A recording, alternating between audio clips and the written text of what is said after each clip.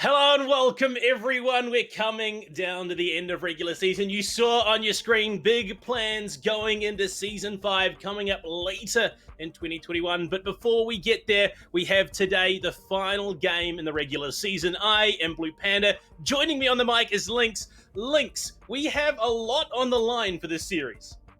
Yes, we do. The series is Pryde versus former Lycus Empire, now known as Team 99. And a lot of it is mostly about seeding, where teams will finally end up in the standings once the season actually comes to an end. Obviously, right below, you can see a few people at the very least think Team 99 is going to be the one to win this out on our staff. And whether you agree with that or not, that just kind of goes to show, if you're Pryde, how daunting, at least in theory, this match might end up being, as kind of the gatekeepers for who ends up, or the true decider, depending on how they perform, about who ends up where on the standings. Yeah, I mean, Pryde, like you said, exactly that. They're the gatekeepers. They are the one who can stop Team 99 from stealing away that second place seed, which, I mean, you want. It gets you that bye going into the semi-finals. It's really down to just how well Team 99 can come into this. We've seen a bit of what these guys can bring. They've got 2 new players on the board. There's still this unknown quantity to this team. They've consistently struggled with making sure they have that solid roster. There's been changes all through the season. Yes, they've got Braxton on board, but these 2 new players coming in, I could not think of a more pressure intensive situation these guys are coming into. Yeah, and if you want to take a look at the standings, there's always those three teams at the top that just seem to be a league ahead of everybody else. Down to Earth, Wichita Wolves, and Team 99. Their round differential, all 3 of them dwarfing the likes of Pryde. And Team 99 plus 32, Pryde plus 7. So it's going to be a hard-fought battle. Again, at least in theory. We've seen some great teams falter to some teams maybe they shouldn't have. But with how close they are in the standings and Pryde, again, those 2 new players, they're looking like they might be on a bit of a come-up. This should be a fairly solid match overall. If you want to take a look at the rosters in particular, exact players we're facing up, both have actually faced some changes. On Pryde, they've gained the likes of Crafty, who was on Synthetic before they disbanded, and on Team 99, they've lost some players as well. Hourly, for example, a big name alongside Braxton and Defiance for quite a while. He's off the team. 2 new players, Wright and Bry, on the board. So despite the fact that it might seem a bit daunting for Pryde, the fact that those 2 new players on both sides, that's an equalizing factor going into this match. Yeah, I mean, the Braxton, the man just oozes confidence 24/7. So I would imagine that these 2 pickups are going to be fitting quite nicely. From the sounds of things, they really have been digging deep, setting themselves up so that they can get as much practice in as possible. And I mean, stats-wise, both teams have performed reasonably well. I know Pryde, they have struggled in some matches. They haven't seen the performance that we know they're capable of. But, I mean, they find themselves in this position. They find themselves where they could potentially stop Team 99 from getting that free run straight into the semi-finals. So there's definitely, if there was a time for them to step up, this would be it. Yeah, certainly so. But again, Braxton, he's a player, a lot of CL talent, able to lead a team, no matter if it's just a stack or a more established team.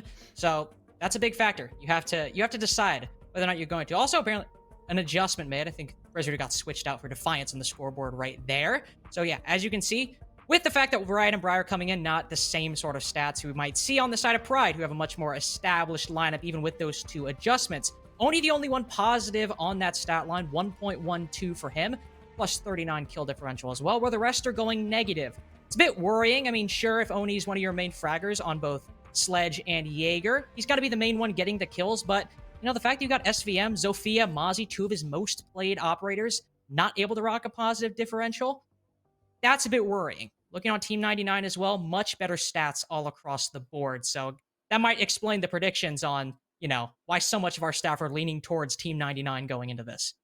Yeah, I mean, I know for a fact that, the likes of Sam and Salt both have been able to make the highlight reel a few times throughout the season, so they are capable of great plays. We know that for a fact. Yeah, Oni has been just incredibly consistent throughout the season for these guys. Definitely one of the factors that has kept them sitting at this point in the overall leaderboard. But Team 99, they've just been that much more consistent. They, on the whole, have been a much more solid team. I think the biggest detriment has been the upset with consistently having new players switching in and out every other week. So hopefully they've had that time to solidify things over the break, get themselves into it. But we do have map bans here and ready to go. Pryde was auto banned out, was Villa. 99 auto ban was Clubhouse, and you can see Link's already shaking his head. He's not overly stoked on the map picks, but Coastline, Consulate, Theme Park banned out, which leaves us with Kafe and Oregon. Probably the most played maps currently in the competitive pool. I know you would have liked to see a bit of Clubhouse, something like that, but I mean, hey, look, it's the end of the season. There's that much on the line. I think Team 99, they're coming into this. They want something they know very well. They don't want to risk being knocked out of that second place. Oh, they want to secure themselves that second place spot. Yeah, and that's always a good point. I mean, that's why maps like Kafe, Oregon, Clubhouse, Villa being the main four are played so often, is that Theme Park, Consulate a little bit, but especially Coastline, those are a lot less practice and a big X factor for a lot of teams. They feel uncomfortable there. But on the flip side, because Kafe and Oregon are so practiced and played very often by most teams, and I always bring this up when these maps get played, we better be seeing both teams' A game. Obviously, mentality are factors that might come into play, but these, again, as Blue said, these are the two most played maps in the comp pool. If we're not seeing, at the very least, a solid showing from both teams, you don't deserve to be in playoffs. These maps are played so often, and you practice these maps so often. Even if maybe Team 99 or Pryde has the edge on one, it should be close enough because they're played so often by both teams. It shouldn't be that big of a factor. So that's one thing we can see. Because these maps are played so often, both teams should be pretty solid in their strats, pretty solid in their plays, and hopefully some good play and a good game of Siege overall in this best of two. Yeah, now we are going to be heading straight into map number one very, very soon, but there's already something interesting that I want to talk about a little bit here, Lex.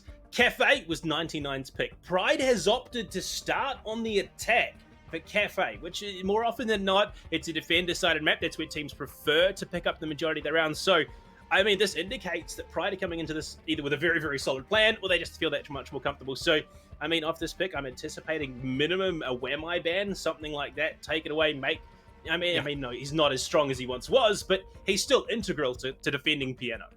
Well, yeah. When you look at a spot like Piano, Pixel was kind of it exemplified the 30-second meta, the Jaeger the Wamai meta perfectly, and how it was defended. You put a shield on Pixel, ADSs and Wamai discs littered all around the room and behind the couch right next to it, and you held onto that position for as long as you can. But since the Jaeger change, that style of play is simply not really possible all that much, and the shield getting taken away only added insult to injury on that fact. And Kafe was played in many respects in that certain way. Cocktail especially, and maybe not as much reading or kitchen, but still, there were aspects of that play throughout all the bomb sites. And ever since that Jaeger change went through and a lot of defenders had their shields taken away, Kafe and Clubhouse as well have become a bit more attacker-sided. Not fully, but enough to make it even and more comfortable to start out on the attack. That likely factored into Pryde's decision, knowing that, hey, it might seem risky before, but we've practiced this enough to know it's not impossible to get a solid start on your attack and then go on to defense, where it's kind of an easier side than the attack overall. So I think that will be interesting, but that does require Pryde to have practiced their attacking strats, and if they haven't, and this gamble doesn't pay off, that's already an early start, and when you let Braction's team, no matter what the roster is, gain momentum, they're not going to let it slip away easily. Yeah, I mean, there's a reason those guys are sitting so positive on the scoreboard. They consistently play very, very well to a very, very high level. I mean, you just have to tune into one of Braction's streams and you see the standard that he holds himself and his teammates to, even if it is just in a ranked game. The guy is consistently pushing for excellence throughout, ranked and competitive alike. So I think Pryde, this is going to be an interesting call. Can they turn this into a win? Is this going to be enough for them to get some rounds on the board? But we are going to be sending it into the map in a moment to get those operator bans underway. Links, what are you picking? I think your thought about a Wamai ban is pretty spot on. Pryde will have the first defensive ban, so since they're starting the attack, that's where I imagine we would see it first. But as for Team 99, wouldn't be surprised if we see a Thatcher or a Maverick or some form of hard breach ban. Thatcher obviously not being a hard breacher, but used in tandem. And that's usually what you start out on in every match. So that's not a gamble by any means. And yep, there you go. Thatcher starting off. Makes a bit of sense considering how powerful the operator is. And just getting him off the board, something every team pretty much wants to do at the beginning. Yeah, and did a bit of chat going in before we get things underway. It's good to see the boys having a bit of chat. They're having a bit of fun. Yes, there's a lot on the line, but what's the point if you're not enjoying yourself? And it's good to see that Lion coming out being taken away by Pryde here.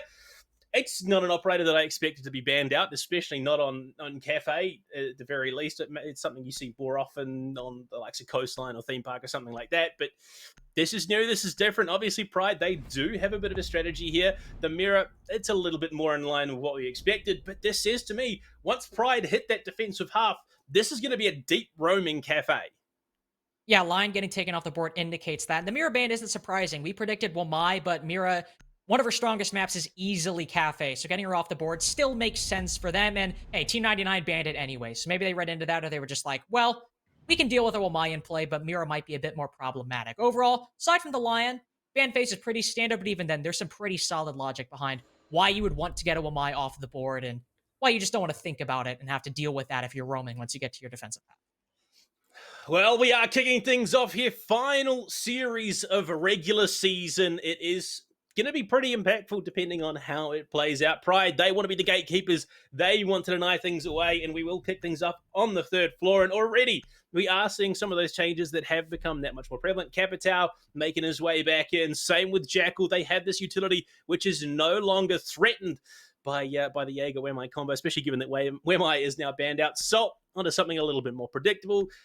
Third floor, you're not hard locked into needing hard breach. The fact that they've got a Capitao means that they could have that secondary hard breach gadget, but a very, very aggressive lineup coming out from Pryde to start things off.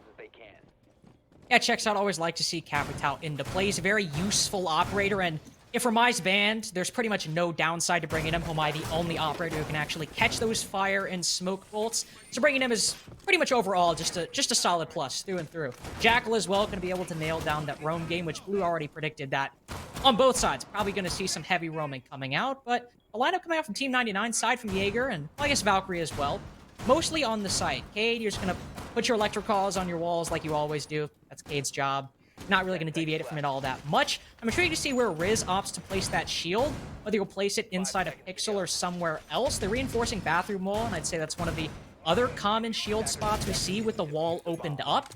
So I would guess he'll go place it in pixel shortly, and they'll try and hold it in somewhat of a similar fashion. It'd be a bit risky, though. No, he'll place it back on Cocktail, probably anticipating that if he were to have put it on pixel, Capitao could just easily firebolt him out. And because of that, no Wamai, Jaeger not being as strong, Cigar and Christmas are pretty much free to the attacking team if they want to take it. Yeah, we've seen this transition, with some of those operators losing out on their shields. You're looking for a more aggressive hold with a bit... Well, it's more aggressive, but also offers a little bit more security. So we're going to see it set up in backstop. Salt, I'm not sure what the plan was there. I'm pretty sure he just ate an impact nade. It looks like they might be going for a straight hit. They're going straight into the sunlight. The drop in, 2 quick frags going both ways. It's actually Riz to find the opener, but he's traded out by Sam. Bry is there with that big older 5.56. Shuts it down. Look, hey, I was not expecting a sunlight drop. Yeah, I was not expecting it either, and I don't think Pryde were entirely, considering how uncoordinated they looked in executing it. 2 members died, Oni and Salt both taking damage, and Crafty, who seemed to be trying to be the first one into the fray, now the only one really up top with full HP. If Fuser dropped into sight, Pryde really don't have many more options other than going for the kills right now. Crafty will try to provide some intel on that skylight, whether through face checking or by droning, which you can see he's doing currently. And that's good. Still a minute 30 left, a lot of time to play with, and the fact that you managed to even the man count is a lot more successful of a failed rush than many teams that go for rushes often end up coming away with. So that is certainly nice. Still 2 Evil Eyes on the board. Saw with all 3 of his Ash charges can make quick work of that if they don't get caught by ADSs. There's one residing inside a bathroom. I believe that's right on the Jaeger. Might be wrong, but either way, that's someone they'll have to keep in the back of their mind. AC rushes out, tries to go for a flank on Oni and Salt, who are on both HP. Going into the final minute, if that bathroom player remains alive and that cam remains undestroyed, that could be a big problem for them trying to make this push come out. Cal will take the head off of Oni, and already it's an uneven man count. Crafty will try to go for the push, completely on ADS. That's an easy fight for Braxton to win. Now Salt is stuck trying to win a 1v3, and he knows he probably can't. If user not in his control, he'll spot one, try to pre-fire, not able to land the shots all the way on Cocktail Balcony. And at this point, not much he can do. Brack on low HP might be able to net a kill, but with the way he's playing, he's just going to sit back here, take that tack timeout, talk about his team with what went wrong, and I think the start of what went wrong is probably talking about that rush. Yeah, dropping Skylight was a bold play. They thought they had the setup with all the smokes and utility dump going in, but I mean, look, we saw how the round started. Salt ate an impact grenade from Sam on the hatch, and from there, it just sort of spiraled drastically downhill, and now it's Salt alone in a 1v3. There's 10 seconds left. There's very little he can do, and even Braxton, yeah, just waiting in the prone form of one of his opponents with the D50, shuts it out. And this is pretty much what we expected from Team 99 coming into this map. Yeah, it's certainly what we expected, you know, playing fairly close together, playing off each other and the mistakes of the enemy team, and a lot of those mistakes are what gave them that round. And it's always hard when you start off with a round like that was clearly just based off a fumble by the attacking team, just jumping down Skylight Hatch or just jumping down in general, which is a very, very weak position for the attackers to be in because you can't really move all that much. It was more so just that strategy not being fully sound than Team 99 fully outplaying them. And then when they got to that 3v3 and Pryde were just wasting time, stalling out, not entirely sure what to do, understandably so.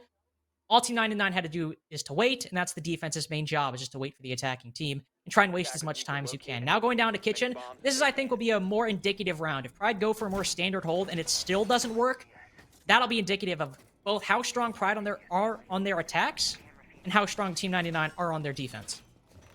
Yeah, I mean, it honestly could have just been a case of Pryde trying to test the waters, see what 99 were bringing to the table, but look, hey, forcing down through Skylight, it's a bold strategy. It's one that more often than not doesn't work unless you have picked up at least a 1 or 2 man advantage to kick things off, but not what happened. They went and they thought they had their bases covered, but we saw exactly what happened. Riz walked out of back stock and mowed down the first player through the Skylight.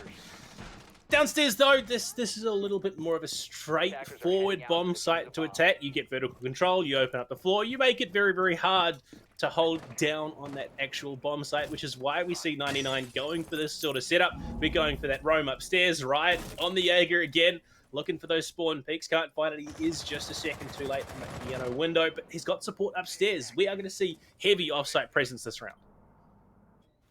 Wreck already making a play outside of the building, about as far off-site as you can get. Doesn't really find anything. Fortunately, he's allowed to get back inside the building, so the risky play won't go punished, right, inside of reading. Much more standard roam. Not been droned yet, and there's one right outside the reading room door. SVM goes in and just makes a headlong push and isn't really careful of checking his corners. This could be an easy kill for the Mozzie, but at the moment he's playing it safe. Maybe waiting for his teammate to drone it out, or maybe they even know he's there. Either way, he's just biding his time, and I appreciate that. Playing it safe, don't want to get too risky, but it definitely looks like, with the way both are positioned, that Sam does not... Oh, no! He sends a concussion in. Will spot it, but the C4 flies out instead, puts him on the floor. Sophia can get back up, but none of his team is coming to him for the moment. Could be a kill picked up for Bry. Yes, he will. Takes him down. Opening pick in favor of Team 99. And a second one as well. Not a bad pickup. He's just stringing them together here, just doing real work. Yeah, I don't know what the thought was. They are just going to continue to peek him. Can't find himself a third in the end, but look, the damage has really been done. Carly is going to find another one off the back of that. Everything is just coming up in favor of Team 99. It certainly is right now. Just the roam game working out extremely well, and pretty much all you could want at the moment. Getting all those kills, and sure, you got Bry traded off, and he's clearly a good fragger. Just the fact that you got those 3 kills in your hand, that's pretty damn good, all things considered. Oni will try to pick one up for his team. Get a wall bang inside of Laundry. Not able to find anything, though. He's just got to try his best, I suppose. Brack will get caught out, but he's not finished off. Yash not able to land all the shots necessary, and Brack will be able to live for another day. Not bringing a C4, he is bringing impacts, with the man advantage strongly in their favor. That bit of missing utility probably won't be felt, as I don't think Pryde are going to make it very close to the post lane, or not nearly as much as they would want to. Dylan will set up some air jabs at least. They won't get flanked from below. That's something, I guess, if you want to find a silver lining at this point. But Brack finds one head. That's a silver lining for him. 1v4 for Dylan, trying to find one kill of his own, but not finding much success. 20 seconds left. Does have diffuser. He'll make his play down White Stairs. Again, I don't think he's going to find much. No hard breaching left on the team. And all alone with a gun with only 21 bullets in the mag. It's not looking good for him, to say the least.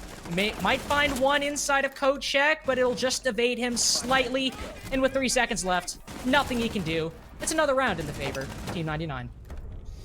And an unfortunate team kill. Not that it really changed the outcome whatsoever there. Team 99 get themselves a second round in a row. But, I mean, Lynx, this is Team 99, understanding the changes that have been made in the last couple of patches. I mean, it enabled the attackers a lot more. The defense, you struggle to go for those hard bunker holds or that utility sink.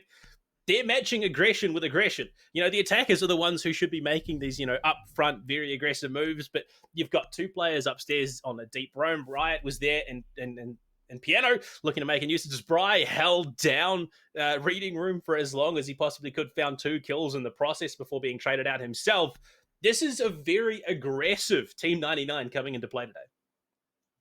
It is, and that is certainly understandable. When you're the defense, you want to try to set the pace of the round for the attack to try and catch up, and if you just start out aggressive with barely any time to recover, the attack most likely will falter unless you're just fighting some true gods, which unfortunately Pryde have not looked up to the task for the moment. Team 99 on the verge of completing a perfect cycle, so they will go to reading. Always an extension up here, always an extension up inside a Cocktail, because that's really the only way you defend a reading room in Cocktail, because, I mean, what else would you do? I would really like suggestions, because I don't know. I don't know what else would you do aside from extending upstairs. Riz will put the standard shield on Cocktail, playing back behind the hatch. Hatch being open to allow for a rotation down back to site. And this is probably all we will see. Not so much an aggressive play in their face. Maybe Brack will decide to do so, as he's seemed to be the most aggressive one so far, at least that jump out from the last round, indicating maybe a tendency for behavior. But it's a standard reading room defense. We all know how these work out. Team 99 not surprising us all too much. Yeah, I mean, they're drilled. They've been playing this game for a good long while, and the strategies were well and truly established by the time these 2 new faces came into the roster. So, they're just going to be on board, ready to go, and right, again, looking for that early pick, looking for the early aggression. And this upstairs hold, already looking at Brack. He's ready and waiting for someone to rappel up the side of the building. He's going to go for it. He's going to find it too. Dylan, unfortunately, punished. I think it's the 9th or 10th time we've seen a clip of that exact play happening and working out for the defense. It can take quite a few people off guard, and Brack seems to be pretty good at that. Going for a run out 2 rounds in a row, and it's that second one that finally meets, or where one members of Pryde meet their end. Oni falls, that's your main entry, and one of the highest rated players, the highest rated player actually on Pryde, now no longer alive. You have 3 people left, and to be fair, it's a fairly solid 3. You have Salt on the Buck, and sure, he's not Sledge, doesn't have any frag grenades, but Buck's soft destruction is still incredibly strong. And Sam on the Zofia with those 2 destructive and concussive lifelines, they can destroy any shields and burn some ADSs. Unfortunately, Riz is inside of bathroom playing close with the shotgun. With the mute device in hand and no frag grenades to deal with that mute jammer, Crafty's going to have a hard time getting rid of that wall, and one of the members of the attack might just have to take a head-on gunfight and going against a shotgun. That is certainly not what you want to be meeting. Yeah, it's such a devastating position to be holding. With that M590, it's so hard to get a player out of that position. So Riz, they're not even going to try. He's already given off 2 shots. It doesn't matter. He's going to follow up with an SMG 11 kill. Carly finds Crafty as well with the Nitro Cell. And I mean, it's just gotten worse and worse as the rounds have gone on here for Pryde. They're just being cut down faster and faster. All down to Salt. We might see a situation where, each round played out in the half it's all up to one player in the clutch. Can he do it? He's going to find the first on the right, but Lynx, he's still going to find 4 more. He can't do it. Bry shuts it down. Team 99, we wondered just how these 2 new players coming into, or 3 technically with Rizza there on the roster as well, how it would affect their play coming into this, and it seems not at all. These guys are firing on all cylinders.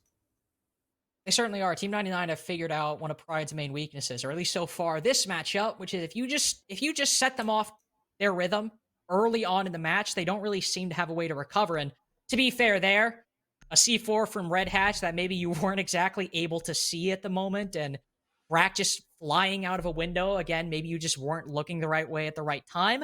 Some of those could come down to timing, maybe a lack of skill, but I'd imagine timing. So it's not entirely on the fault of Pryde. It wasn't a 100% failure. Plenty of times it happened, whether in comp, in ranked, or whenever, where if just a moment happens to go your way, you just have to be looking left instead of right. You'll manage to mitigate the damage. Fortunately, it wasn't that for Pryde. Team 99, no. If they just set them on the back foot early on, they don't seem to have much of a way to recover. And now we're going back to Cocktail, where the main bane of Pryde's attack was just jumping down into Skylight. If this, I'm assuming an adaptation they'll bring out. Not bringing a Kafe now, but still, I don't think they're going for the same Skylight drop again. If this attacking strat doesn't work out, and they just succumb to the same early opening pick that Team 99 have gotten 3 times in a row now, I'm worried for their chances going into these next 3 rounds. Yeah, I mean, it's bizarre. We're seeing this consistent shift between Salt and Oni. They can't quite figure out what either of them want to be playing this roster. We know Oni, for the most part of the season, has been picking up the sledge, which we have yet to see. Early damage done, though. It's right to take some chunk early on. I believe it was probably a shotgun, but Bracky's back on his nonsense again. Finds the opener under Crafty. That is half the hard breach now gone from this Pryde roster.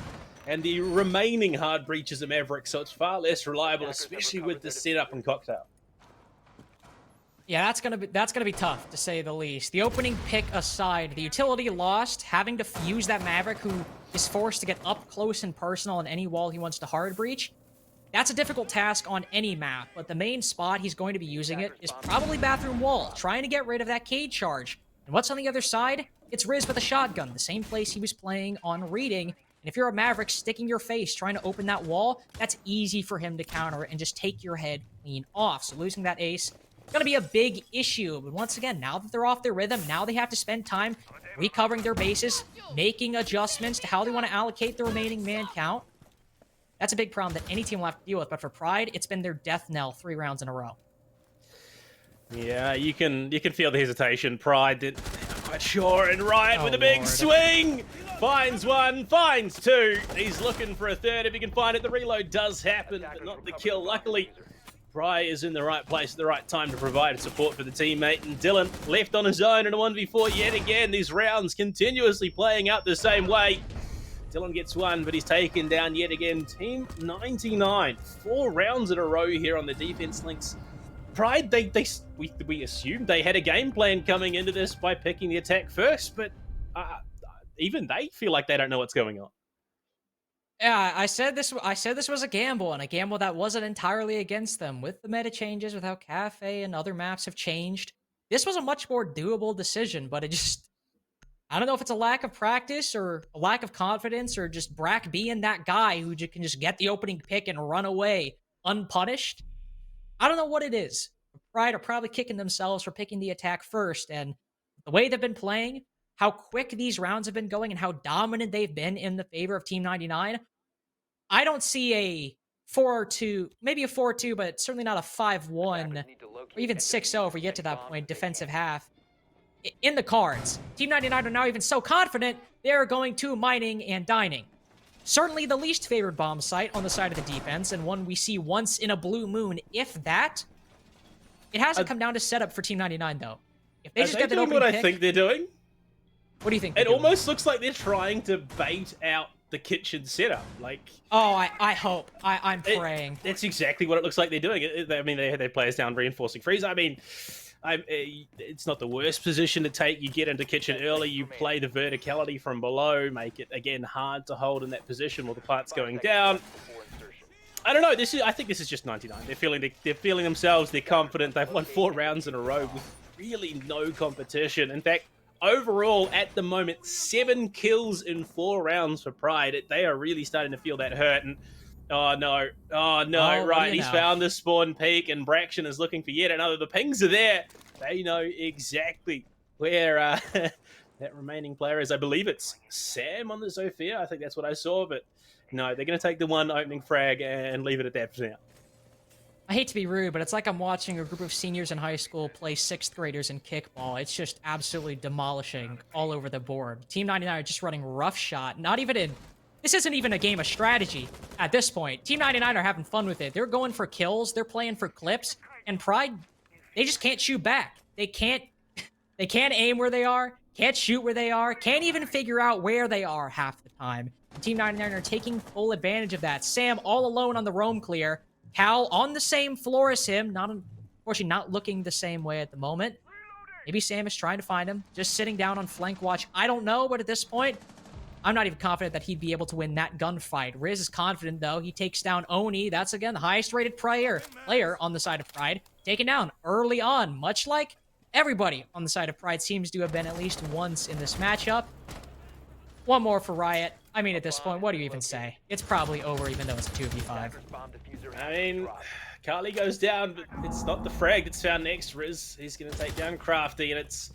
Hey, well, okay, there we go. Fraction does go down. That's Sam that confirms the kill. But Lynx, we're going into this. It's...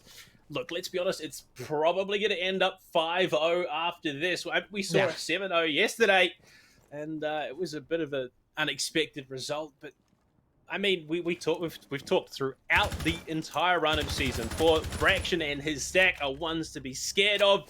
They're a team that has a lot of competitive experience, and they are one that is known to be pushing for Challenger League. Are we just seeing the culmination of all of that come into this, or is Pryde done with the season? They are going to be making it through the playoffs regardless, but are they just phoning it in a little bit, given that they're not that worried about their seed? I wouldn't be surprised if there's some phoning it in on both teams. I mean, that's no diss to them. It's understandable. If you're both locked into playoffs, and there's only a one placement difference in between. It's the third place team versus the fourth place team. It's not the biggest deal if one team loses it, especially because you're both locked in for playoffs. That's likely influencing Pryde, probably not taking this too much to heart, and probably explaining why Team 99 are playing so aggressive and just going for kills. That could also just be confidence, ego peaking of sorts, but I think there's certainly some truth to that. Again, no diss, understandable. Not the biggest stakes in terms of a playoff spot, but... So, yeah, obviously that was the intent. They were trying to do a bit of baiting, but I think they got cottoned on as soon as Riot went for that spawn peak on the third floor. But, yeah, look, in all honesty, there's no big loss if either of the teams lose here. I think the biggest result that could upset things is if Team 99 do take it away and score that second place spot by getting the 6 points or 5 points even that they need. But again, it looks like, yeah, there's a bit of action going on. They're trying to set up, trying to bait out the basement again. Or the first floor, sorry. But again, team damage being done. I think Bry is just the punching bag for Team 99 right now. It's whatever. I mean, let's be honest. Even with that 25 HP lost, you probably do 2 times, if not 4 times, the amount of damage to Pryde, just in terms of mentality. So I'm not all too worried about that. And it's of course a heavy roam game coming out on the side of Team 99. No surprise there. And if you are surprised, I don't know if you've really been paying attention to the stream so far. It's been a lot of this. What you're looking at right now, Brack peeking out a window. This basically encapsulates all the stream, but he actually gets smoked by Sam right as I'm mentioning it. And what do you know? That's the first opening duel going in the favor of Pryde this entire matchup. Maybe this is exactly what they need to get their or potentially one and only attacking win. Who knows? But it's the first upside to a round they've seen pretty much the entire match so far. Yeah, I mean, Sam at the moment just leading the frags for Pryde. It was a pretty aggressive pre-fire. I think they, after the 4 rounds in a row or whatever, the Braction has been doing that. They've sort of cottoned on. So no Vigil, not the biggest of losses in all honesty. There's only so much that he offers on a map like Kafe, especially when it is a second floor bomb site. But there's still some standout players left alive. Bry, Riz, and Riot all looking to deal out the damage. And Carly has the information. There's someone up on the third floor. Is just going to pull back, play it safe, not give away the game just yet. But, I mean, those clomping footsteps. Riot somehow gets it away as he pushes down White Corridor. Little does he know that Sam is hot on his heels. There are players all over the place looking to shut him down. Celt does find that kill on the Riot, but Riz there for the trade onto Sam. Damage is being done as we are going to see Twitch coming in for Salt as well. The F2, a real hose at the moment. You just look at the aggressive positioning. Somehow Carly just wins that gunfight standing out in the open. Impact to rotate it through the laundry. What are we seeing, Leaks? Well, for a second, we were seeing Team 99 potentially realize, okay, maybe we have to try a little bit on this round. And the moment Kali somehow came away with that gunfight, I think we might be seeing a bit of a return to form, albeit more closer to the bomb site. It's a 3v3, no real major soft destruction, and by no major, I mean no soft destruction potential on the side of Pryde, unless they want to shoot actual holes in the floor with their guns, which would take a long time and be very annoying for, I think, everyone involved, which unfortunately looks like what they're doing. But hey, no sledge, nobody with breach charges. You're kind of forced to do that, even if it sucks. Also, Oni's using the AUG. That's it. That's enough said. That's just annoying. Riz will get one on the prone, but this pre-fire from Salt will seal his fate. 2v2, diffuser in hand. This is winnable for Pryde, and a nice one-tap on the call. Now Bry's a 1v2. It's a C4 coming out, and it gets shot out of the air by the Twitch. It's still a headshot for the Mozzie. 1v1. He has the diffuser inside of reading, but he's not able to land the shots. It's the first attacking round for Pryde in all of this half. Even shock on the side of Oni that they managed to win this one. It came down to a 1v1. very close to say the least. But again, it's something going into their defense. Now, I'm pretty sure that was Salt with a 4K at the end, and crazily enough, that was also the first death Carly's had this map so far. That was a round of firsts. We'll put it that way. Riz lying in the middle of reading and still able to find a kill with that SMG11. But hey, it's not a complete trouncing in the opening half. They've got 4 rounds to get to even it up as they now move on to the defense. Entirely possible, but unlikely is the best way I can describe it. Yeah, I mean, hey, it'd be really cool if we saw a 5-1 half coming out from Pryde. I'd be here for it. I think everyone would be here for it, just how exciting it would be. And then Braxton picked Damaru. And then Braxton picked the Maru. So I talked about ego peaking earlier. You don't know what ego peaking is. It's when you are so confident in yourself or so unconfident in your opponent's skill that you peak them purely because it goes beyond confidence. You just think you are so much better than them that it's just you have a feeling they won't even be able to shoot back. Braxton picking a Maru is... Most people just call that being in gold. Yeah, exactly. Blue's catching on my drift. But Braxton picking a Maru exemplifies that logic entirely. Maybe we'll see him fly in a window, or maybe we'll see him do that unfun thing where people pick a Maru and then just don't fly in through a window, which is just boring. Hey, look, the other option is we see him fly up the hatches, which I am just as happy with, in all honesty. I love seeing the vertical play of an Amaru, but Braxton, he's here, he's ready. Okay, he's in. He's straight in. He's going to be going into into Fireplace. He has the option of pushing in and going up into Cocktail Lounge as well, but for now he's going to play the waiting game, hold his angle. Understandable right now, you know, only 2 minutes or only 30 seconds into the round. You don't need to get so aggressive. Salt on white stairs could try to make a play down as Crafty, the Maestro, is rotated into reading. Bit of an odd position for the Maestro, to say the least. Not often you see him so far off sight. This could be easy pickings for Brack if he hears the not exactly quiet footsteps of the Maestro plomping right next to him. He might just go for a play, but no, he'll stay and allow the Maestro to rotate back. Might just be waiting, maybe going for a hatch play into Cigar later on. I'm honestly not entirely sure what he's planning right now. A lot of options for what Braxton could go with. Meanwhile, the defense, 2 members are strongly inside of Christmas. A C4 will fly onto red, not find anything really. Just Sam getting an air jab and running back into sight. There was that early aggressive play from Braxton, but since then it's been mostly just Team 99 setting up their attack, taking a lot of the standard positions, opening up that Christmas reinforcement, making their way into Cigar. Maybe we'll see an aggressive peak coming out from the defense, but right now, aside from that Amaru, pretty much all the basics are being covered by both teams. My question, though, now becomes, is the laundry hatch... Okay, it is open, so I think, yeah, Dylan has... Braxton has sat there for a minute. It's still... Yeah, it's still there. He could come up through the laundry hatch even, and it really then becomes whether or not Dylan is able to react fast enough, which, unfortunately, at the moment, it has not seemed to be the case. There is still a lot of play. They've pushed in.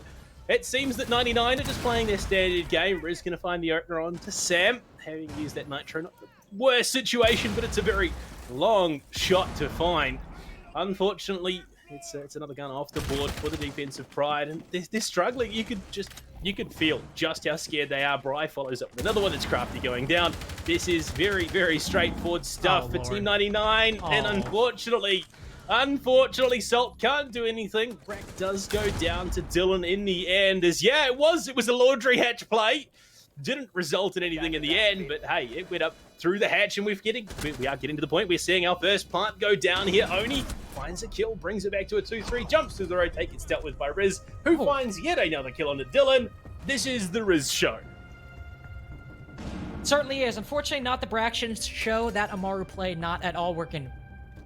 All right, I saw the end of that, but I didn't know it was that drastic a flick. Nice shot. But it's really just been the Team 99 show the entire time. And I mean, this is their map pick, so maybe we'll see something different next map. But I mean, this goes beyond comfortability. This is just Team 99 swinging whatever angle they want and winning. And Pryde, after suffering that defeat, are like, guys, what if we do it again? But this time, we bring an Ella and a Rook. And hear me out. I don't think that's going to win them the round. I don't think that's going to be the defining factor. that Braxton has just said, look, hey, it was fun last time. We'll try it again. Hopefully he won't be watching the angle as they come flying up through the hatch. But we see Armoru make its way back in again. And yeah, doubling down on the stall, the delay. You've got to wonder if you know the Scorpion is going to be enough, if the Rook armor is going to be enough to keep them alive long enough to win a gunfight. It's all up in the air at the moment. We're staring down the barrel of a potential 7-1 on Kafe, so we could be heading to Oregon very soon. What are the odds they win this round again, Lex? What are the odds that we see Pryde get themselves a second on the board? Now, I'm not a mathematician. I'm not a mathologist, as a great man once said. But if I were to hedge guess, I would say not very high. Now, to be fair, there is a cap can, and if I'm trying to find a silver lining here, sometimes when you're playing against higher comp level people, they play against a cap can so little they forget to check the doors. I'm trying here. I'm really trying here to find something. Sam looks like he's going for, you know, an aggressive Valkyrie play, the likes of which we see fairly frequently on the op. He'll go for a peek, but I think some bullets whizzed by his head. They likely know that with the window being broken open on both sides, somebody could go for an aggressive peek. Clearly watching that, making sure he's not going to get absolutely demolished, only 30 seconds into the round.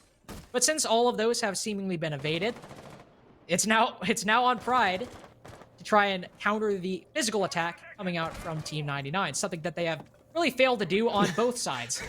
Okay, well, that already is not inspiring confidence. Yeah, look, they're not even sure about their own setup here, and Sam going for something aggressive, just sitting inside Cigar. The breach. Oh no, 2 drones, he's in trouble. He's running, he's dead, never mind. All right. No chance. Right, just peeks his head through. Sam, honestly, that is like the epitome of Ralph Wiggum's I'm in danger running on repeat there, but hey, look, you gotta attempt. If you don't make the attempt, nothing can come of it, right? Finds the kill on the Oni as well. They're just bleeding players, bleeding lives. Carly finds Salt looking God knows where as Riz follows up with a kill on a Crafty. At least they do get a kill, so it's not going to be a flawless round to end things out. The jiggle comes in. Dylan's just going to do the honourable thing, take himself out in the map. Team 99, they take it a clean 7-1 here on Kafe. Is that the fastest match in, aside from a straight-up forfeit or maybe a 7-0 that we've ever seen? I don't cast a lot of SCS. I don't know for sure. But I feel like we've been in this map for maybe 5-10 minutes max, somewhere in that ballpark. Obviously, not entirely true, but still, that might be one of the quickest 7-1s I've ever casted. I think only a couple rounds actually came down to the wire, and most of them ending in the minute 30, minute left mark, if that. But Team 99, they take their map pick, and now moving on to Oregon. Hopefully we see a better showing for Pryde. That would be cool. But again, not the biggest stakes in this matchup, so maybe they're just trying to get this over with. Well, I mean, 99, they need one more win at this point. If they win this next map, they take second place, so they're going to be sitting happy. Like you said, yeah, we're going on to Oregon. It's going to be 99 starting off on the defense yet again. There is a very real possibility that we see 2 very, very quick maps going the way of Team 99. We are just waiting on the statisticians behind the scenes to get everything sorted so we can, you know, break down a little bit more of what happened to you in depth. But, Lex, there was a distinct lack of resistance, it felt like, from Pryde overall in that map. Yeah, lack of resistance, lack of urgency, lack of control, a lack of a lot of things, really. We could probably go on for a couple minutes naming all the things that were lacking in Pryde's play. And they started out on Kafe attack. Not exactly the most defender-sided map anymore. Now we're going to Oregon, a map who even since the last patch is probably still fairly solid in the defender's favor. And what are Pryde starting on? Starting on the attack. Again, if they only manage to piece together by the skin of their teeth one round on Kafe attack, sure, this is their map pick, but I'm not the most confident in them being to scrounge together maybe a couple more on Oregon attack. If they do, that'd be cool, but again, I simply do not see it. And as you can see the stats coming up, everyone on Team 99 with an over 1 rating, but Rizzer, the man himself, 2.05, 100% cost, plus 8 KD. That's enough said. I think that's probably the highest score we've seen out of Rizzer all season, and it's not with his original roster even, but yeah, look, the brutality, it's really the only way to describe it. Oni, having an uncharacteristic showing, 0.38 rating overall. That there's rough, and then there's unfortunately what Oni's just experienced here on Kafe. Yeah, and Oni, he wasn't often, I think, the direct opening pick, but I remember quite a few times he was that second pick that came just shortly after the first, and that probably explains a little bit the reason for a lot of those stats. And if the defense is getting so aggressive that you, the entry, can't even find room, and finding room and finding the time to make a push happen is your main job, again, that also explains why that stat line is probably so low. 2-8, not the best thing, but once again, they're going on to Oregon. This is a map they picked, a map hopefully they feel more comfortable on than Kafe, and maybe we'll see Oni jump up a little bit on that scoreboard and join the likes of Salt, who was doing his best. Yeah, look, we've got one very, very unfortunate situation that we now have to get in the barrel of. We saw a lot of spawn peaks, a lot of aggressive runouts, a lot of aggression, would be the best way to describe it, from Team 99. 100% there is someone camping Big Tower looking for spawn peaks for the entirety of the defensive half here for 99. 100%. Yeah, I wouldn't be surprised if we see something like that. Just the way Team 99 have been playing, it's... who knows? But we'll see in just a little bit. We're going to take a little bit of a break, and we'll get right back into Map 2 of Oregon as soon as possible. Don't go anywhere.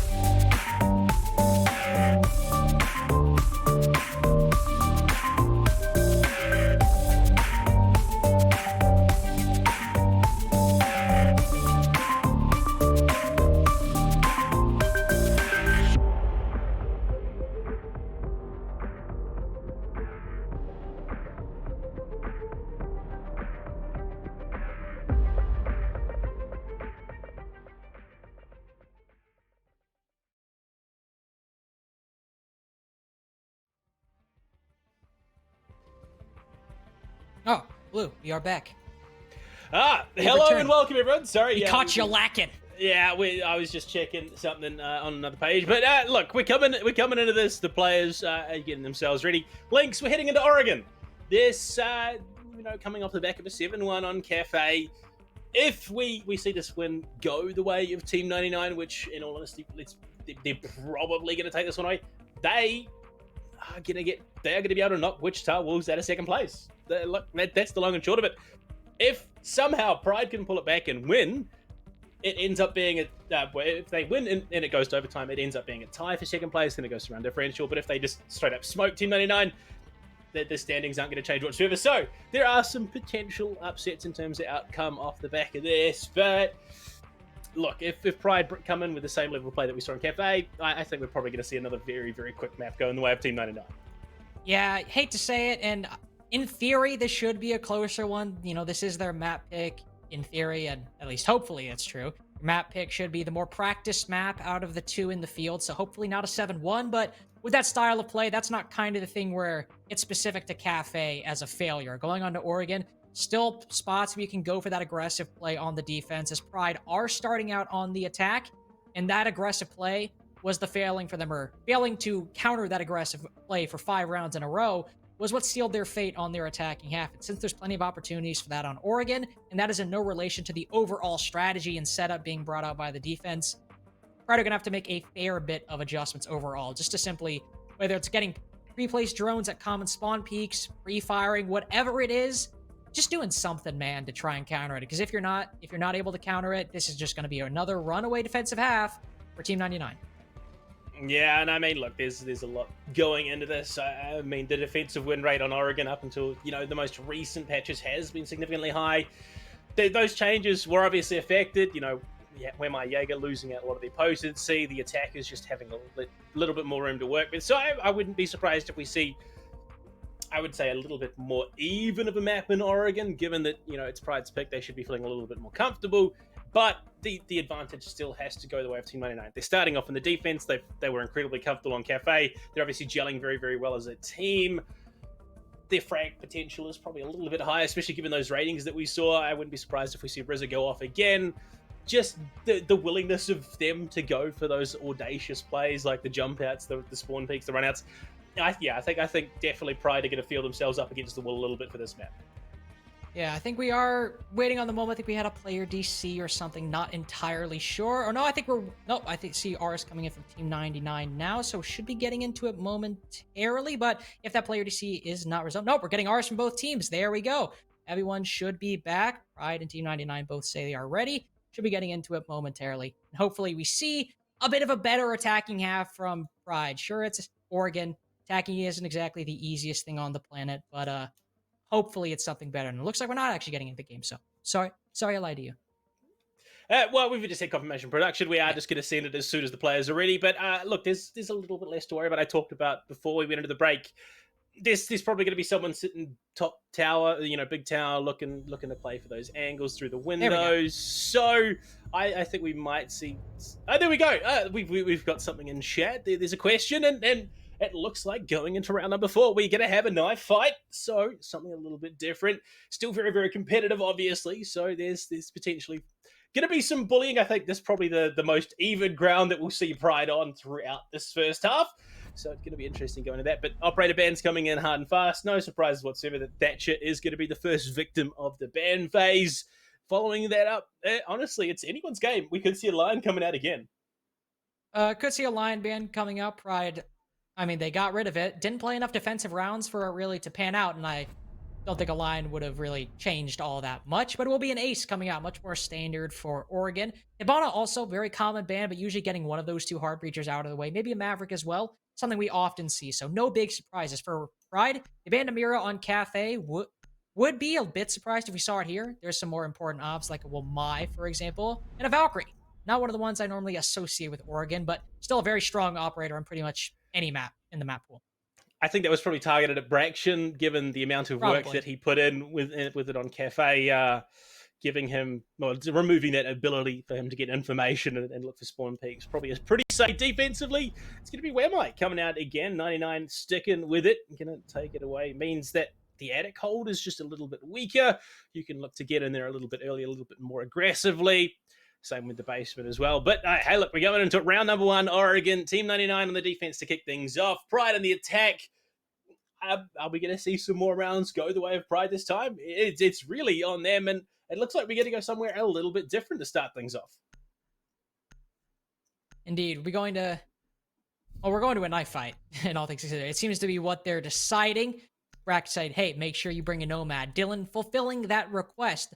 Nomad, even then, not an operator we often see, or actually, no, rephrase that. Operator we do see often on Oregon, usually to watch those flanks. Doe could be a bit less common, so we'll take account of that fact. You'll 6-pick to the Maverick. But again, if this does turn out to be a knife fight, I don't imagine the Operator's gadgets will truly matter all that much unless he decides to try and go for a Maverick torch kill, which I would find very amusing. But I don't think it'll happen. You can see everyone coalescing at the front door, it being opened up. We're just 35 seconds away from absolute carnage. These guys can't make up their mind. So no knife fight was the call. Aww. So we are going to see standard setups. There we go. So the decision has been made. It will be match point, or first match point that we see as the knife fight. So we're going for the standard setup. Although realistically, for a kitchen meeting, is it really that standard? You're looking probably more kitchen dining for the majority of teams. But there have been a couple of these teams in the competition that have figured out how to hold this bomb site and how to do it very, very well. So it'll be interesting to see just how Team 99 set themselves up for this defense. Yeah, one strat we often see, now Maverick is in play, so maybe it wouldn't have the biggest impact. We often see teams bring a Cade and use an Electric Claw to cover both the attic wall and the meeting wall, as that Cade Electric Claw does go vertically as well, so you can get the top walls and the bottom walls with just one Electro Charge. Instead, Cade is not being brought, maybe because Salt is on the Maverick, and he can just cut right through that, really any hard breach denial. And with that castle, they blocked off meeting room double door, so the attacking team will have a bit of free room to move around inside of main lobby. And the Nash charge coming in, they might be going for a rush into split, at the very least holding some angles. They didn't account for Riz, though, who got 2 kills right to start it off. Salt and Dylan fall to the Alda. Crafty will try to stop the bleeding for the moment, finds Cal on the castle. But still, a lot of the damage has been done, but Crafty gets the second, takes the head off what's bracking. Now it's a 3v3. Pretty much all the roamers have been taken down, maybe a few more that'll start trickling back to site. And Crafty has done the job for his team just a minute into the round. Already a 3 versus 3, now a 3 versus 2, as Sam with that, you know, with the R4C is just going to chip away at another member of this Team 99. Only walking, strafing past security as his teammate does go down as well, and unfortunately, it's not going to work. Pryde, that T5 is just an absolute powerhouse. It's all on Oni, who, has struggled so far in this series. Is going to find Riz do some big damage early on. So entirely possible now. Can he find anything as you look at that? Riz just tucked in the corner, so is Oni. Does he have any idea that the player's there? Yes, he does. Finds the kill. Oni gets himself on the board. Is going to be going for the blind here. This is the best showing we've had so far from Pryde. And they take the round very, very solidly. Pryde goes down as well. And but for the first time in the series, take the round lead. And you gotta give big ups to Crafty on that one. The big problem they had on their Kafe attacks was losing the first 1 or 2 opening engagements and not being able to pick up the pieces from there. But just when it seemed like we were about to have a repetition of history, you see Crafty come in with the 5-5-2 on IQ and single-handedly bring it back to an even man count for his team. That's something that they failed to do pretty much the entire time, except for the 1 round they won on their attacking team on Kafe. And already it seems like hopefully that adjustment has been made and they're playing a bit more comfortably and a bit more coordinated. Though it did come down to 1 player doing it. It's still a much better showing in terms of regaining that man advantage than we've seen previously. It was also a tertiary bomb site, and now we will see one of the more primary ones come out, going down to Laundry. Brack is on Clash. That's going to be annoying. And that's my analysis there. Clash is annoying. I mean, it's not an operator that I expected to see Braction opting into here at the moment. The one thing that we haven't really touched on is Mira has not been banned, nor has it been picked here on the defense. So, I mean, look, let's be honest, there's definitely potential as we head into the second rotation of the half that it could get even worse for Pryde. But with the Clash on the board, like you said, it's an infuriating operator to verse against, especially when you've got capable fraggers on the backside playing around that shield. This is more in line with what we are expecting from this Team 99 roster. Certainly so, and you need a coordinated team as well to take down a Clash. And not saying that Pryde is bad by any means. Taking down a Clash is not indicative of skill. We've even seen, I would say, top teams can sometimes fail to take down that operator just because of how annoying she is. And with a not a T1 team, whether it's Team 99 facing the Clash or Pryde facing the Clash, teams can often just purely succumb to that just because of how she is as a character. Already, the push is starting out on Laundry's side, oddly enough. Not something we often see for Basement, because Laundry, well, just isn't the best place to push from. Sam is making an aggressive play, and that is exactly why you do not do that. Ladies and gentlemen, if you want to look at your screen, Riz was sitting around the corner with a shotgun. If you just walk down Laundry stairs without droning, you can probably guarantee there's someone playing close with a shotgun. The Ash will just do the same thing, except face a Clash instead. So won't die immediately and only be shocked. So won't have to worry about getting one pumped into oblivion. But this is just going to show Pryde, I should say. You need to be careful of Team 99. You can't just catch them off guard like they're just some random T4 team. Yeah, I mean, it's the same reason you don't push straight into washroom on the 3rd floor of Kafe. Chances are there's going to be someone with an M590 waiting for you to walk in, and it's not going to be a great time at all. And we've seen the call made. It looks like Pryde are going to be exploring their options elsewhere.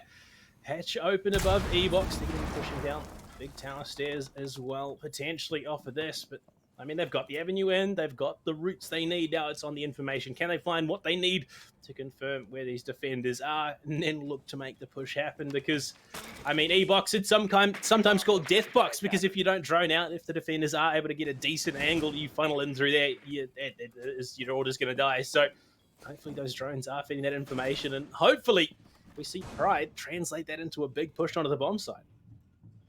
Yeah, E-Box is usually Death Box when you don't clear out pillars, and, well, there's 2 members sitting directly inside of pillars and 1 right around the corner. So if the attackers don't, make some kind of attempt to try and clear it out, it's just going to be shooting fish in a barrel at that point. Dylan will be the 2nd member on the side of the attacking team to come face-to-face with Fraction on the Clash. And what do you know? It was a Pillars drop and a Pillars failure. Crafty will try to get 1 kill, failed to do that. And it's the Nomad left in a 1v4, thanks to at least 1 kill onto Riot. But that Clash is still there, right in her face, being as annoying as ever. And there's not much the Nomad can do at this point. Diffuser inside of E-Box, the Nomad only on 50 HP, and a Clash chasing her to the ends of the earth. It's a hip fire, an easy kill for Pryde to finish that off. And Team 99, sure, they lost the first one, but they're showing that they're still not out of this fight. Big 3K to round things out, and bit of a 360 play as the drop happened there from Dylan. Had no idea, no information whatsoever that there was someone waiting for him to drop in. As a result, we're back at 1-1. Team 99, much more in line with what we expected for them, but we're going to be heading to dorms now, which, I mean, we haven't seen. It's pretty much between basement and dorms as to the go-to starting bomb site. But you look at the lineup being brought. Clash again for Braction. They're looking to twist the knife a little bit here after that first Windlings. Yeah, and I mean, the Clash was certainly annoying, and especially when the big tower push or rotate came out from the attacking team. It being in your face certainly hurt. The 6-pick will go on to the Mozzie, so not nearly as painful. But the Clash was not the end-all, be-all of the defense that round. Just sending Sam down Laundry stairs with no info wasn't the smartest move, to be fair. And then at the same time, rotating Laundry rotating Meeting and Big Tower without getting any of the actual map control to make a Meeting and Big Tower push work. There were a few steps skipped in the attacking team's plan, and as a result, they lost the round pretty strongly. Now, if you're going to dorms, a site that you, especially against a team like Team 99, probably just can't make a play through big window or something like that. You do have to take a bit more time with it to try and pierce the defense. This is really where Pryde, I'm like, okay, are you fully just having fun with it? Or are you at least going to try and bring out some kind of plan to counter what Team 99 are bringing out? I mean, it is attack on Oregon. It's rough at the best of times, to say the very least. And with a team as capable as Team 99, it's definitely going to be a struggle, regardless of who you are. And already early damage being dealt. Dylan going to be tagged. I believe it was Braction who was down looking for a Meeting. Not quite finding the kill has been the way things have gone so far for Braction. 4 assists to his name. Not the greatest, but hey, look, it's stats on the board at the end of the day. Looking to contribute to the team. First half of the minute already gone. They're looking again, it seems very much like Pryde aren't quite sure what to do in this situation. They haven't quite cleanly got the setup that they're looking for. Riz going to take some damage through the hole in the floor. They know where he is. They know someone is from above looking at covering, but it's right again to find the opener. Crafty goes down. They lose the Capital early. They also lose Salt on the Ash. It's the P10 of Braction to chime in for a second. I think this is just going from bad to worse here, it feels, for Pryde. It's going from first round of Oregon to first round of Kafe in terms of the play Pryde are bringing out. A complete failure to have a chance at the opening duel, and that's a flawless round for Team 99. I just tried to give you reasoning for why Pryde lost that round, and why they're making the same mistakes they made on Kafe. And before I could even get one word out, the round was over. Why? Because Pryde just ran in, tried to shoot people, and didn't really drone. And what do you know? Lost the first opening duel, then lost the second duel, then the third, and the fourth, and the fifth. So, once again, it's not looking good. Not looking great for Pryde. It is Oregon attack. Sure, that's if you want to say that. But once again, what did we say on Kafe? This isn't exactly a solely attacking related problem. This is Team 99 just playing in the face of Pryde and winning every gunfight that comes their way. And Pryde have only countered that twice in this entire series, with one round on Kafe and one round on Oregon. Now we're going to a tertiary bomb site once again. Meeting Hall Kitchen once again. Team 99 with the operator lineup look like they're going to be bringing out a similar setup. So hopefully we see the adjustments Pryde made the first round come out in this one as well. If that's the case, at the very least you get a 4-2 half on Oregon attack. That's cool. You still have those problems that can translate to the defense, and this just goes to show they haven't fixed them consistently yet. I mean, yeah, it's very much feeling like a mismatch of skill at the end of the day. Pryde just, I mean, they've battled to the position they are on the leaderboard, but you're coming up against a team like the Braction stack Team 99. Just as skill as their brightest new player of the roster, stepping up time and time again throughout the series. 6-0-1 at the moment, picking up the Cade. And Pryde, there's no real depth to what they're trying to do at the moment. Then whether it's a case of they're trying to keep some strats once they go deeper into playoffs, that or it's just the fact that, you know, they're just that much outmatched by Team 99 here. It's really anyone's guess, but at the moment they are getting themselves in, looking to get themselves started. Riz so far, he's found 2 of the opening gunfights so far in the 3 rounds that have been played. He almost finds himself a third. Not quite able to connect there, but they have every idea of where Pryde are coming from right now. If you just want to know this matchup and how it is summarized in one sentence, Riz's Alda is suppressed. It has a suppressor on it. That's all. Sneaky Beaky is the name of the game. Something. I don't know what the name of the game is, if I'm being honest with you. I don't know what's going on anymore. There are 3 players just chilling inside of meeting. Cal inside of security. That means there's 1 defender in the wind, just kind of roaming around. I would imagine up on the top floor. Yeah, there you can see. I expected him to be an addict, and then he was not. So I was like, Braction, where are you? He's on top of Armory stairs. Playing back a little bit, knows the attackers are probably, in a matter of seconds, going to take out of control. Maybe he'll try to take him off guard. It doesn't appear he's been droned yet, if there's any drones on him. Peeking around trying to find it. He'll go for the peek. Sam will be the first one to meet him. He will spot the head for a second, but just a second too late. A second too early on her. It was a second too early for Dylan to walk in front of his teammate. Takes about 50 HP's worth of damage due to the Zofia. Brack also lets that C4 rip a little bit early. Won't find him much, but he's wasted almost 2 minutes of time by sheer existence on the top floor. And that on any Oregon attack can be what ends up losing the round for a team. Braction is single-handedly preoccupying 3 of the 5 members of Pryde right now. They've rotated 1 off, but still, the amount of time that he has wasted keeping these guys busy up on the 2nd floor for a first floor bomb site is wild, and he's going to find a kill onto Sam. Anyway, this is just going from bad to worse. I'm going to be honest, I don't know how Brack still got a kill when he was up there for 2.5 minutes, but he did, so that's cool. McCade will also spot one on Big Tower Stairs, not able to land the shots, but he rotates down, catches Dylan off guard, not expecting the Cade to warp speed all the way down to the bottom floor, and he loses his head as a result. Crafty will be the second one to take a gunfight with a member inside of the basement. It's Cal this time, but he only takes 25 HP worth of damage, able to come away with his life. Only 15 seconds left. Crafty has to go for the plant, but he walks right into the suppressed Alda. More shots ringing out, but it's free fire from Oni to seal his fate. Brack will be down, so it's an effective 2v2, and Pryde gets caught off on the flank. It's just Cal left. He's got to find 2 more, but only 1 second left to try to get the plant down. Not enough time for Oni, and the castle has to wait inside of security, a job he will do successfully. It's a flawless cycle for Team 99. I don't know how that didn't go Pryde's way. By all rights, it should have been their round, but they just wasted so much time trying to deal with Braction upstairs, and it really did cost them at the end of the day. 3-1. So, yeah, look, 99, they're looking to power themselves towards that another 5-1 half, look to close it out in a second. As we head back down to basement, a bomb site, which again was one that, Pryde struggled to deal with. So you've got to wonder what the answer is. What do they need to bring to the table to change up the momentum, get themselves a closer half? Because at the moment, they're looking to repeat history, it seems.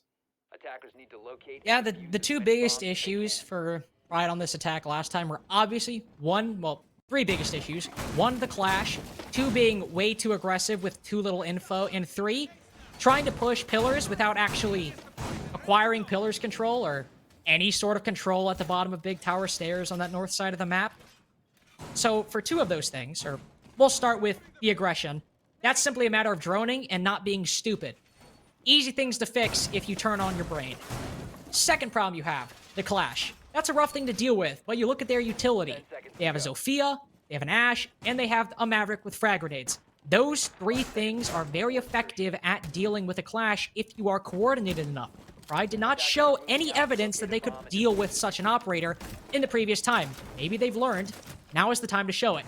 And finally, and this one hurts me the most, if you go for a Big Towers attack, one of the most common attacks on Laundry, you need to clear out pillars if you're going to drop E-Box.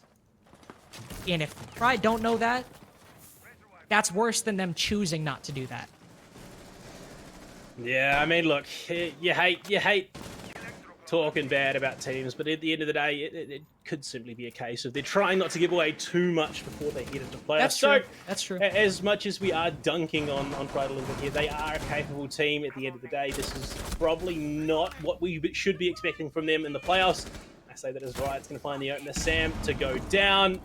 Now Oni has been spotted as well, so potentially more damage able to be done here. They've got a crossfire out onto Con, and it is going to be Salt sitting there waiting.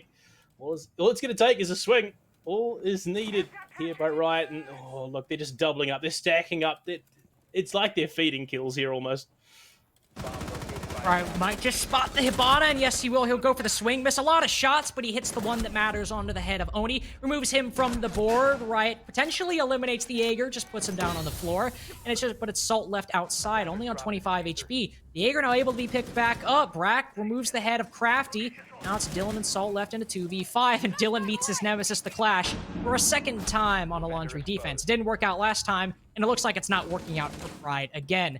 Nomad in a similar position to that previous attack, and for the second time in a row, he's got an ace clutch to make this work, and I'll start the clock. We'll just see when this ends. 1, 2, 3, 4, 5. We'll get 1 kill. I thought it'd end there. That's why I started counting. Now I just feel stupid because the bit didn't work out. But, I don't know. He's just shooting. 200. Oh, no. Oh, don't do it. Oh, thank God. Riot saved him. Riot saved him.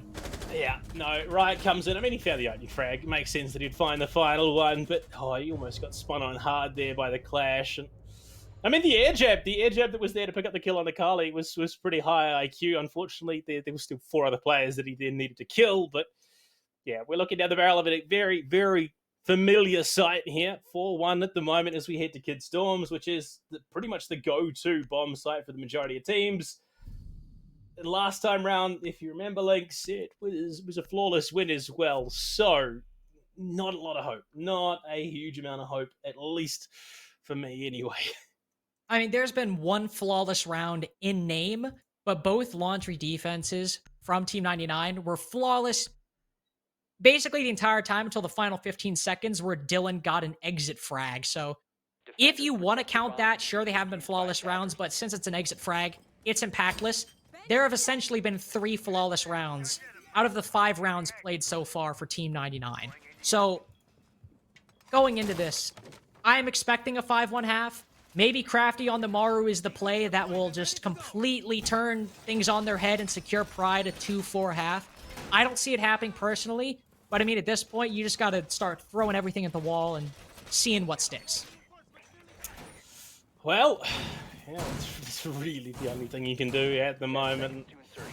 Well, with 8 seconds left to go in the prep phase, things are looking interesting. That's probably the best way to describe it. Carly has died once and not picked up a single kill. And Team 99 are 3 rounds away from me. I mean, he only died once in the first map as well, so obviously nothing to sneeze at. But look, hey, at least he hasn't given over more than the 1 death. That's true. I mean, I wish he were 0-0 and 0 right now, but I mean, Crafty's going for this play. He's waiting for a call clearly to sail in through that window. He's looking directly. I don't know what kind of call. Maybe just to make sure if nobody's looking or if there's nobody directly to his right that would smoke him, as we know there is not. Perhaps Crafty does not know that. He's just baiting us, really. Just sitting there waiting. There we go. He'll fly in with the G8. Isn't able to find anybody yet as Riot gets the opening kill for his team. He spots the Jaeger, ready to kill a third, and Salt pushes up White Stairs, and somehow Crafty loses that fight. Riot gets triple, Riz gets 1, and it's a failed rush. It denies Team 99 the flawless round, but it gets them a round win overall. That was... I was hoping that'd be a bit more exciting. So, okay. I'm gonna break this down. Crafty goes in. He sees the Jaeger pushing over towards, the double window. Swings left, sees Pryde the Legion, decides to go for that kill. His teammate takes it, and then he swings back to try and go for Riot and dies. That was... I hate to put it this way, but that was even less impactful than Braxton's Armoru the first time we saw it on Kafe. That's rough. That's going to be demoralizing and probably a replay that you're not going to want to watch back. But, I mean, hey, look, there's some redemption. Now we see 99 going off the attack and Zero's making his way in. So is the Blackbeard. This is probably going to be over soon, Lynx. Yeah, it's probably going to be over soon. Would not be surprised if we see a similar situation to Kafe where Pryde don't win another round. Would not be surprised there. It is Oregon defense. We've hammered that point home a little bit because there hasn't been that much to talk about overall. So this is their best shot of getting at least 1 round. It is Dorms as well. They're bringing a Clash. Clash is annoying. To beat another horse to death. There are factors going their way. It's not a 0% chance of victory for Pryde. They just have to take the advantages that are at their disposal, grab them, and make something out of them, which they have failed to do quite a few times. Also, Riot is on Blackbeard. That is gross. And he should feel ashamed of himself. Honestly, I don't think there is. This is a map that, I mean, not to mention the fact that it's very hot in New Zealand at the moment, but this is definitely a map that I'm probably going to go and scrub myself clean after because there has been some real dirt. There's been some real dirt, but the one interesting thing that Crafty's he's looking for something. No, he's not going to find anything at all. But I'm curious about the interaction. I know a while back with Sam's dead. Sam's dead yet again. Okay. Carly got a kill, so that's the second of the map for him so far. But that is Sam, who has now been the opening death in 4 rounds of the 6 so far. 7 technically, which is very rough. But I mean, the interaction that I was curious about. I know a while back when they introduced the Guardian animation changes with the shield operators that a Twitch taser would be enough to knock aside Clash's shield. I'm curious if the Argus launcher cams do the same, because that could be an embarrassing way to die. This is just an embarrassing way to die at this point. Would just be a C in the embarrassment of this matchup. It's a lot of things going on. Riot's shield will be spotted, but thankfully he's Blackbeard, so it doesn't really matter. And Crafty's long-winded flank will finally come to fruition. Minute 10 seconds when he tried to make that play inside a garage, to now where he gets the kill and equalizes the main count, taking out Riot on the Blackbeard. But to be fair, not a big utility guy that Blackbeard is, and one piece of utility, Fraction's Ash Charge, will spot a Clash and another member of the defense just kind of looking at him blankly, but it won't do much. Then tickle them a bit from down below. Crafty is rotated back up to laundry stairs, hoping to catch a member of the attacking team out on a flank. It's only Braxton down there, so it would have to be him. The rest of the team are up top, inside of Wolf, inside of Bedroom, trying to make their entry that way. And, well, they didn't bring a hard breach. The only hard breach is on 0. I have a feeling they won't need it. Riz and Bry will just push in, get 2 kills of their own. Clash will try to bikini body him, but her head gets blown right out. Cal finds a second. Crafty down below has got to make 4 kills out of this flank. It's already found 1, but with the diffuser going down, only about 38 seconds left before all is lost. I have a feeling he's not going to come away with this. Fraction on the flank. Riz from upstairs holding the angle. Send Team 99 to match point. 1 round away from closing this out. All right, so round number 8 coming out next, and it's going to be a knife fight. We've had that confirmation. As soon as we hit match point, it's going to be a knife fight. So, wow. All right. Okay. At the end of the day, no matter who wins, Crafty has done the most damage. I don't want to be that guy, but Crafty, I don't know if I'd be talking about woman if you have Drip Bool and Stan in your bio. Like, let's calm down now. Let's chill out. All right, never mind. We're just going to disqualify Pryde after that. There's no coming back. No coming back from that comment whatsoever. Leaks, that was just too far, my friend. But listen, man, it's like stones in glass houses. Stones in glass houses. Well, we'll see if they do end up going for the knife fight. And yeah, Riz, that's the attitude, man. Who needs them? Who needs them? It's siege or nothing, or it's nerf or nothing, depending on who you are. But it looks like we might not have a knife fight come out. Are you kidding me? We've been through all of this, and you're not giving us a knife fight? I mean, okay, listen. I appreciate it that we might see something serious come out, but I don't know. There's this matchup. This matchup has been a lot of things. Good has not been one of them. This match has just been people running at each other, but now they are sitting all at construction doorway. Maybe we will be seeing a knife fight. Maybe we'll just see 2 people run out construction door. Nope, it's just 2 people running out construction door. No, he's just placing barbed wire there. Well, I hate my okay. life. Yeah, well, we were promised something. We were not given it. My day has been ruined, and well, we'll move on. We'll see how this round plays out, as they are all very much concerned with construction, and Riz is now walking his way down laundry. Crafty's dead. That's what you. Right. I mean, there's a phrase: you talk shit, get hit, and that's exactly what happened. Crafty has been removed from what is potentially going to be the fight around. Riz has control of laundry, and that counter should be so much higher than it currently is. We've only just implemented it. Salt gets one back. He will find the trade and even things up, but Riot is now on the swing and looking to do even more damage. Can we? I feel like I need a confused count at the moment. It is. I mean, it's fitting at the very least that this game started off with a failed laundry push and is now ending with a successful. Round one started with the promise of a knife fight that never eventuated, and Pryde found themselves confused. They then decided that it was going to be round 4. They then decided it was going to be match point, and well, yeah. Basically, that's the story of how this entire match played out. I was gonna make it seem confusing, and you somehow made it even worse than what I was going to say. And that is saying a lot for what we've witnessed so far. It's a 3v4.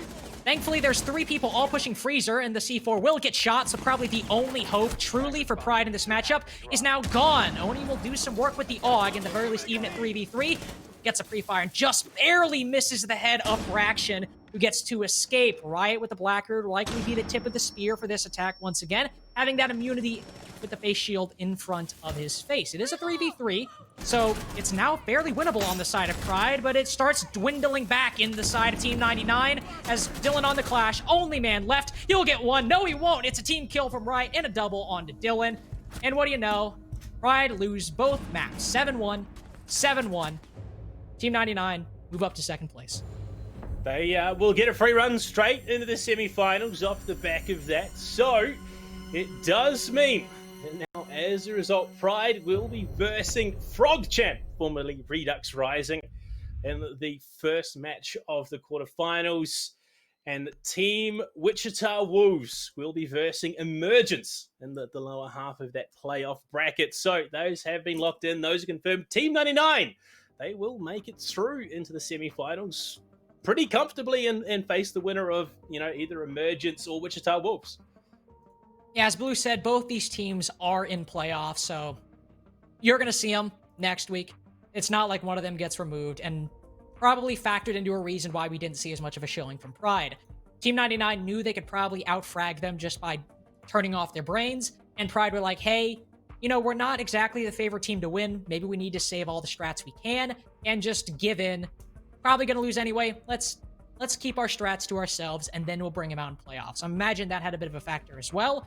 It just means it was a 7-1 and a 7-1 in the favor of Team 99, and pretty bad loss, for Pryde to say the least. But then again, this match is probably mostly in jest and in fun than in actual seriousness.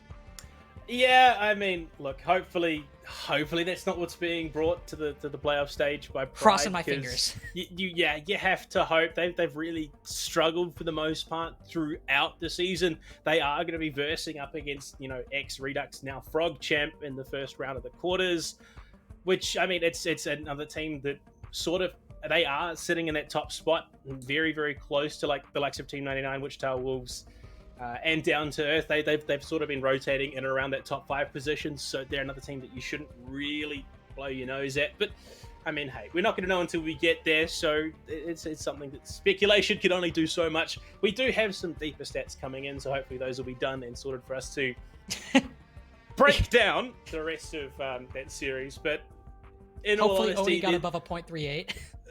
Hopefully, I think that the thing I'm most interested about is what Carly's rating was at the end. I mean, he was 4 rounds in without a kill and only the 1 death. So, I mean, look, there's a lot to look at, but it's one of those things. You take these stats with a grain of salt because it should not be an indication of what we expect going into playoffs. But if it is, I'm very concerned. Yeah, these stats will kind of like the first map just mostly be fun to look at. Like, haha, Oni 0.38, or oh my gosh, a 2.05, that's crazy.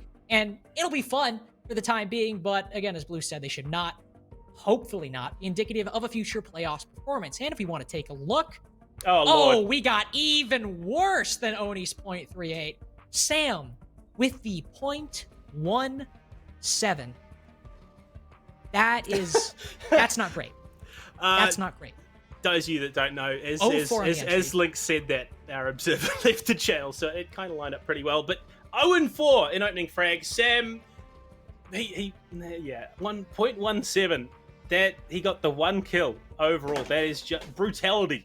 Is the only way to describe it. Rizza again topping the scoreboard, 100% cost, a 1.8 rating, so dipping a little bit lower than the first map. But I mean, the biggest thing that was, the upset was Sam having somehow a lower rating than Oni in map number 1, who, I mean, from a 0.38 to a 0.84, that's pretty significant improvement.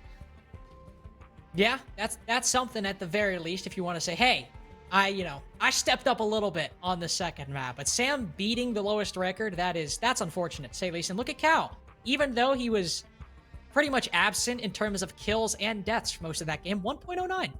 1.09. That's, if you want to look at Pryde's rating, it could be a lot worse. Also, Rizzer dropped down a little bit, that's true, but when you go from a 2.05 to a 1.81 and still maintain an incredibly high cost at 100%, you're kind of splitting hairs at that point. It's like the difference between $1 million and $1 billion. It's a lot of money and a very good rating either way. So good on him. Really coming through on the team for, again, one match that wasn't the most serious in the history of SCS matches. Yeah, I mean, this is the final match of the regular season. Next up is playoffs. But I think, honestly, the most interesting thing for me to take away from that, going into the playoff stage, I mean, 99, they're going to be going straight into the semifinals. They verse either... we do have an interview, but before we jump to that, I'm interested to see whether Rizza is still going to maintain that level of play with these guys going into playoffs, or if it was a one-off. But, I mean, why not ask the man himself? We've got Braction here for an interview. We'll be throwing it in, seeing what's happening with the man himself. I mean, I'm interested to see what he has to say about that. Hey, man, how you doing? Yeah, so, Braction. Good to see you. Yeah, you can't really see me, but what's up? I cannot see you. I'm gonna assume you're there and you're not like making pasta or something in the kitchen, which would be fine if you Yeah. were. But so I don't think that matchup was the most serious one on the planet between either team. Would I be correct in that thinking, or would I? Yeah, I mean, we weren't trying to like troll on purpose, but you know, it just ended up being that way, you know, the direction that it went. Yeah, you really weren't trolling. You know, y'all were getting kills and out fragging them. It was just, you know, very dominant in your direction. So I imagine, you know, mentality, don't want to show too much for playoffs, I assume. Probably. Yeah, I agree. Yeah, Right, I mean, we saw two, well, I say two vastly different maps. On the whole, they were largely the same. The Kafe was pretty aggressive for you guys. Well, we even got to see you take a bit of a trip. You jumped out a window, didn't find anything for it, decided to run back in VIP. I mean, obviously, these new guys that you've brought into the team, they're very aggressive. They fit the playstyle very well. Are you guys obviously feeling confident with these pickups? Yeah, we wanted to make sure that we try to pick up people that fit the playstyle we were looking for, which has been a lot more aggressive. And you know, to do that, you go find rank stars to do that for you, you know. So I got my rank stars, and now I just watch them play. So today I played Valk to have fun, and then I'll just play Clash and Smoke on game day for playoffs. Well, for sure. we saw Clash used infuriatingly, but there is one more thing I want to talk about before I hand it back over to Lynx. We were promised a knife round. We did not get it. Do you have an apology for the fans at home? I don't have an apology because my plan was to circle up and then shoot them. And then I realized I didn't want to get flamed on Twitter, so we just didn't do it at all. But, Bro, the T4 underages would come for your throat for that one. Yeah, that's what I was thinking. So I was like, I Absolutely can't do that, man. Yeah, they would have been mad. That'd be too much. But I guess going forward, obviously, you know, you guys are in SCS playoffs, but looking forward, you know, is this, I don't know, is this still, are there some underagers on your team? I know there were a few people who weren't of age previously. Is everyone on the team above 18? Everybody except for Cal, and Cal turns 18 soon. Okay, so is this going to potentially be the team we see if you're shooting for CL quals in the future? Or is this just kind of finishing up SCS? We're practicing for quals for sure. I'm sure that's just one thing I was curious about. You know, I remember you know you hourly in the stack. I've been in lethal as well. I've been kind of together for a while now. I think since the first CL qual. So seeing this new stack, it's interesting to see how you guys plan out and for the rest of SCS and in the future. But not much to ask. You know, that game was just kind of a shit show overall, and understandably so. But you know, nice job taking the W. Anything you want to say to the people watching and eagerly watching Team 99 going into playoffs? Have faith in Brianna because he's a fryer on entry, hopefully on game day. Thanks for watching, and that's it, pretty much.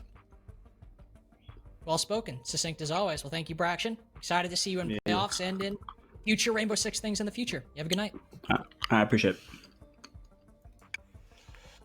Well, Lynx, that's it. We've heard from the man himself. They've got big plans. Team 99 are going to be gunning for you know, the stars, basically, going into the rest of 2021. But speaking of going into the rest of 2021, we have two big things coming up in the future. Playoffs is up next. We're going to see who will be crowned champion of Season 4 for SES. And then from there, Season 5. Bigger and better, great things coming. You saw the video at the very, very start of the broadcast. Firma and Rigel have been putting in the hard yards when it comes to preparation for that. So I'm excited. I know you guys at home are excited. Lynx, that is us. Thank you for sticking with us, and we'll see you next time. See ya.